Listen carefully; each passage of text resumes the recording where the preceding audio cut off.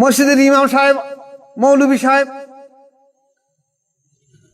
ইমামতি করে এসে চার দোকানে বসে বসে খৈনির ডোল দিস ঠকাস ঠকাস করে। এরা বলছে আমরা নবীর ওয়ারিস।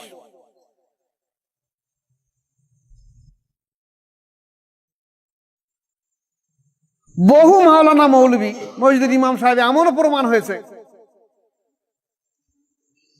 যে তাদের অপকর্ম এত পরিমাণ সমাজের সামনে পৌঁছে গেছে যে বলে ভাষায় বর্ণনা করা যাবে না।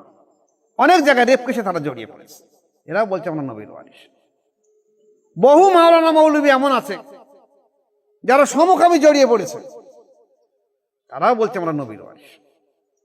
ওরা ইলমে শরিয়াত অর্জন করেছে, নবীর ওয়ারিস নয়, নবীর ইলমের ওয়ারিস নয়।